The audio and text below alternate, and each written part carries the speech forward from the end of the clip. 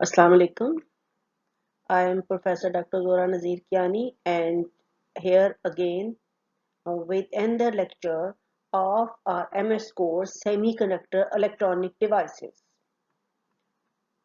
You know that we are studying the bipolar junction transistors, chapter number 7 of your book Solid State Electronic Devices by B.G. Streetman, and today we will discuss the heterojunction bipolar transistors.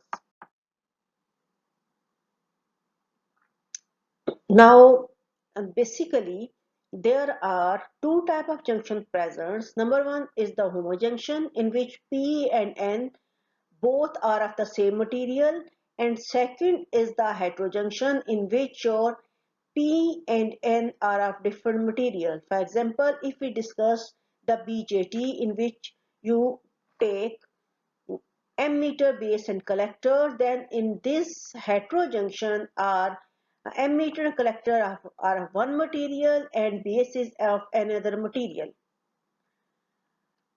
Now in this lecture we will study the structure of your heteropolar bipolar transistor, and as well as we will see its working and its applications.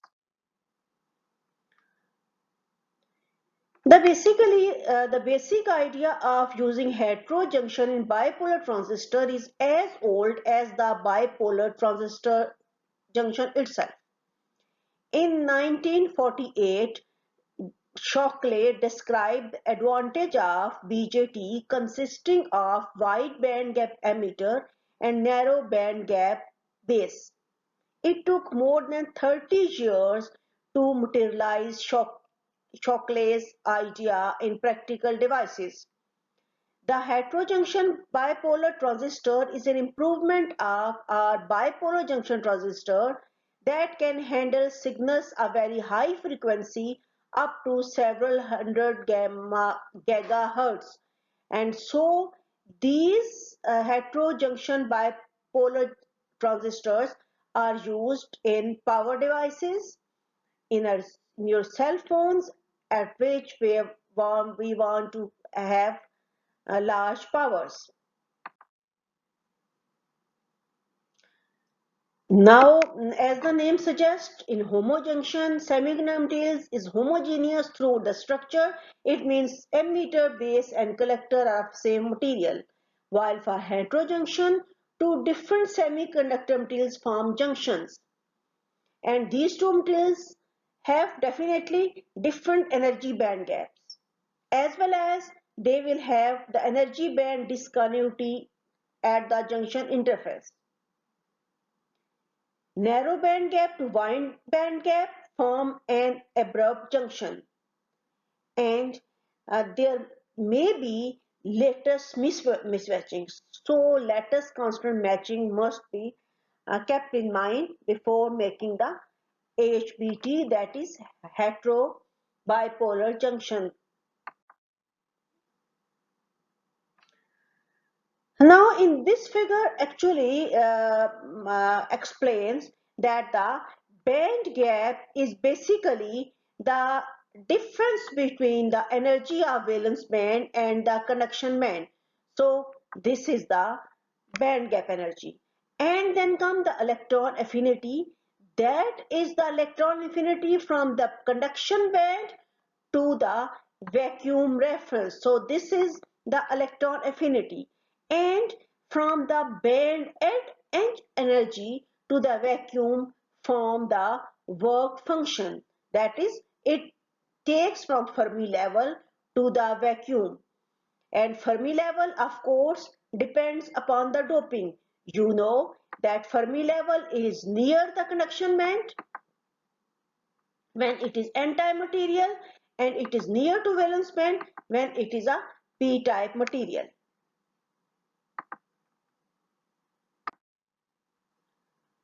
Now here we have taken two isolated n-type and p-type material, and again you see that in n-type material Fermi level lie near to the conduction band, while here in p-type material your Fermi level lie near to the valence band, but their vacuum references are same, but the Fermi level differs. The conduction band Fermi n-type material has got the Fermi level at higher energy, and the p-type has got the lower energy, while both materials are neutral.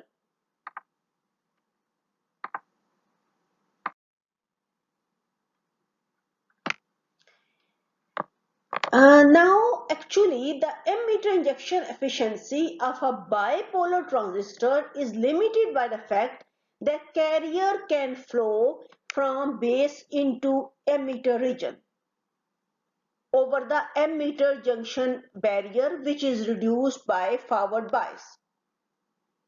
And it is also necessary to use lightly doped material for base region and heavily doped material for emitter region to maintain high value of current efficiency, and therefore alpha and R amplification factor, that is beta. Unfortunately, the requirement of light base doping results in undesirably high base resistance. This resistance is particularly noticeable in transistors with very base narrow regions. Furthermore, degenerate doping can lead to a slight shrinkage of band gap in the emitter as the donor states merge with the conduction band. This can decrease the emitter injection efficiency.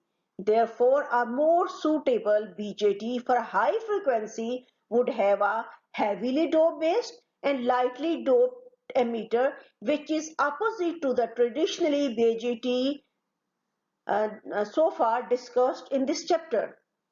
To accomplish such a radically different transistor design, we need some other mechanism instead of doping to control the relative amount of injection of electrons and holes across the emitter region.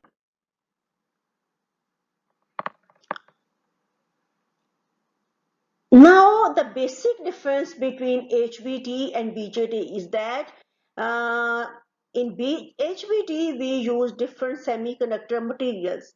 That is, for the emitter base junction and the base collector junction, which will create a heterojunction. Similarly, another difference is that HBT has limited injection of holes from the base into emitter regions, since the potential barrier in the valence band is higher than the conduction band, which prevent the hole to move from base into emitter. Similarly, in this way, we can reduce the base resistance while maintaining the gain, which was not be done in the conventional bipolar junction transistors. Now here are some advantages of HBT or BJT. HBT extends the advantage of BJTs for their silicon to considerably higher frequencies, that is, the heterojunction, heterobipolar transistors can be used in high frequency devices, which is need of today.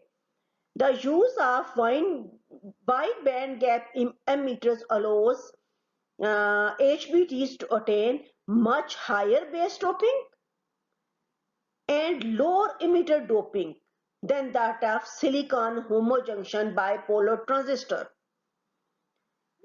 which reduce the emitter injection efficiency. Similarly, because of unique emitter base doping profile and quasi-electric fields possibly implemented by varying material composition, and electron has got small transit time while moving from emitter to base.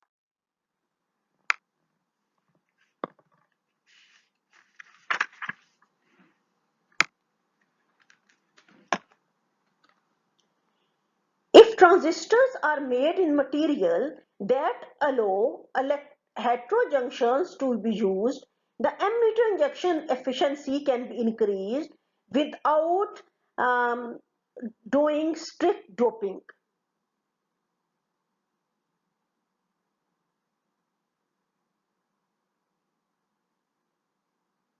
Now, a NPN transistor made in single material um, as compared to the heterojunction bipolar junction transistor, in which ammeter is a wider bandgap material and base is the lower bandgap material.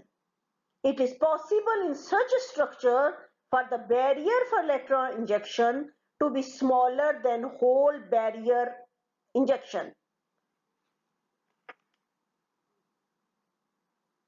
Since carrier injection varies exponentially with the barrier height, even a small difference in these barriers can make a very large difference in the transport of electrons and holes across the ammeter junction. Neglecting differences in carrier mobility and other defects, we can approximate the dependence of carrier injection across the ammeter by this equation, where In is the hole current, Ip is the electron current, and uh, here doping in the ammeter and in the base, their ratio is taken, and here we have got an exponential term, the band gap, and Kt, where K is the Boltzmann constant, T is the temperature. So the electron current, ratio of electron current and hole current is proportional to the ratio of doping in the ammeter and the base, and it has got exponential dependence on the band gap of the material.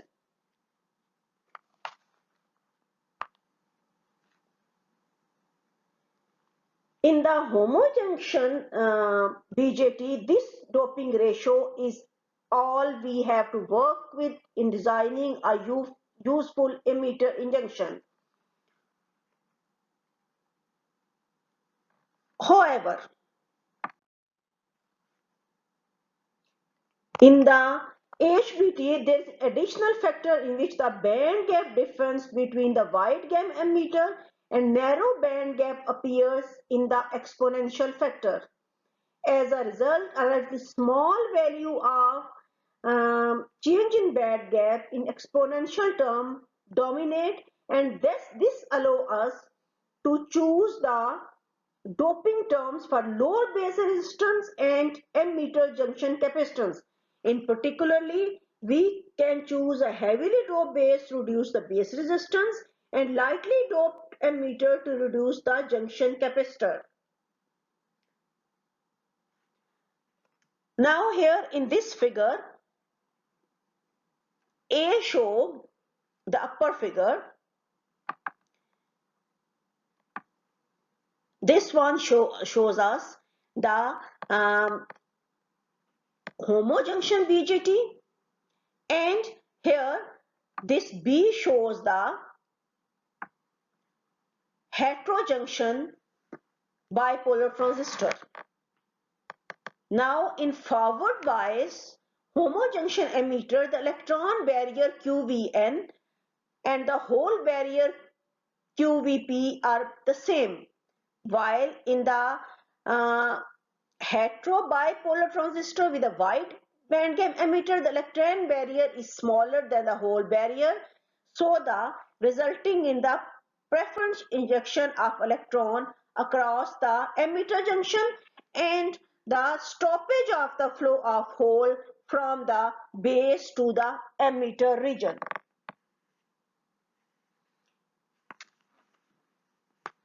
Similarly, as we can see here, the heterojunction has a smooth barrier without any spike observed for the heterojunctions. It is possible to smooth out such discontinued bands by grading the composition of ternary or quaternary alloy between the two materials.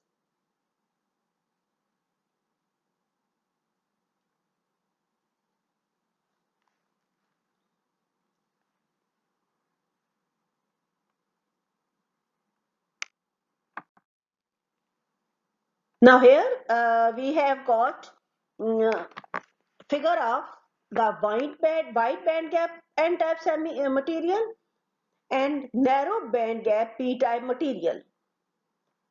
Similar to Homer junction, except two materials have different electron affinities, different energy gaps, dielectric constant, effective mass. An electron affinity of wide gap material is less than that of a narrow band gap material.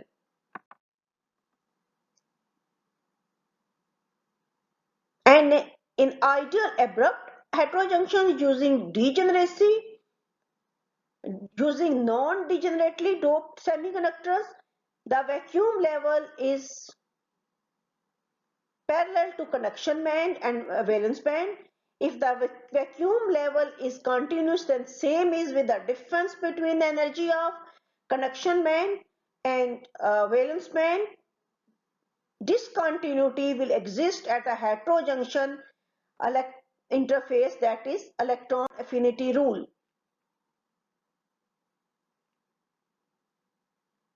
Now here you can see that electrons from the wide band gap aluminium gallium arsenide flow into gallium arsenide, and when it go inside the gallium arsenide it is trapped there and it will form an accumulation layer of electron in potential well, which is called the two-dimensional electron gas.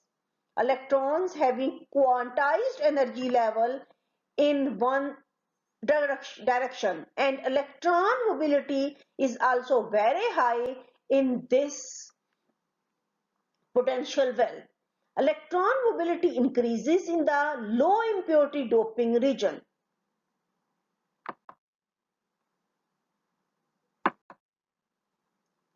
And here is the difference, that is there is the barrier for holes, and here you can see there is barrier for electrons, and here there is barrier for the holes. Here this is emitter, this is base, this is collector, and emitter is aluminium gallium arsenide, base is the p-type gallium arsenide, and collector is the n-type gallium arsenide.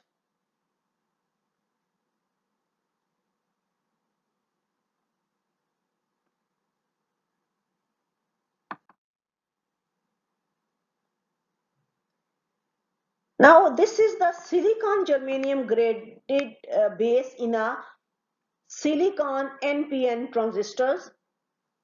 The built-in drift freeze in the connection band in the base aids electron transport. That is when we instead of silicon base we have used silicon germanium base, then this flow of electron from the emitter by the base to the collector will increase.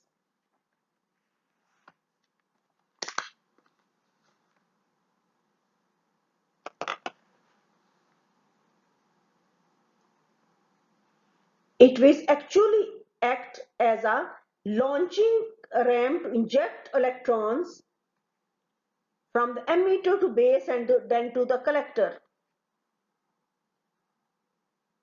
Materials that is commonly used in uh, heterobipolar transistor include aluminium gallium arsenide and gallium arsenide because of its wide range lattice matched composition.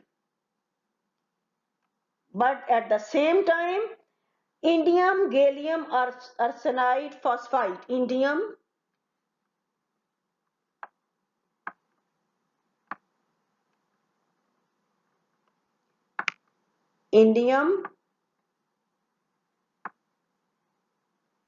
gallium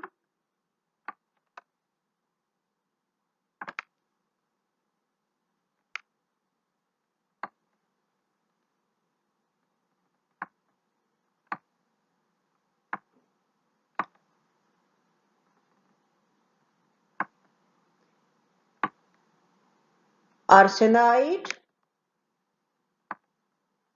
phosphide,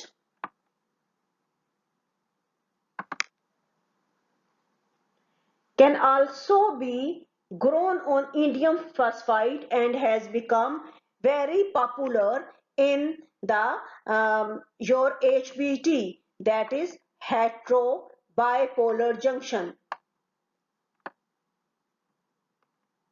This is the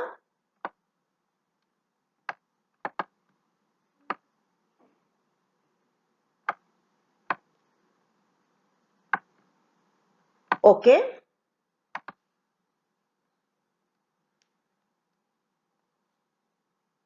Indium gallium arsenide has much lower surface recombination than gallium arsenide.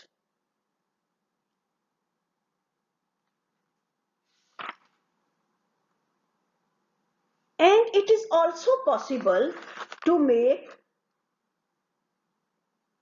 hetero bipolar transistor using elemental semiconductor heterostructures such as silicon and silicon germanium.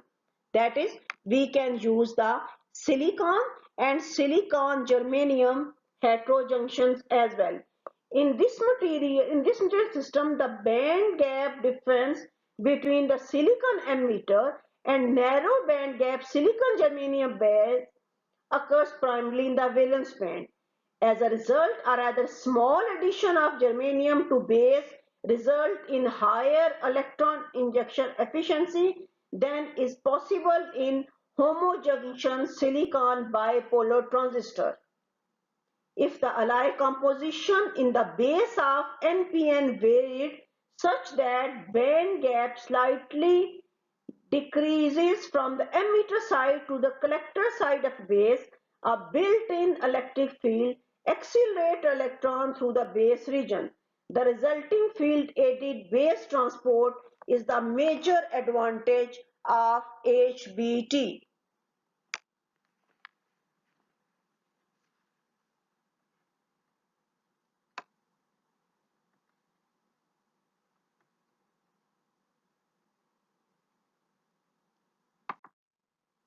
At this, I come to end of my lecture. Now, girls, please um, come to your Google class where I will take your attendance and give you an assignment to solve. Thanks for your attention.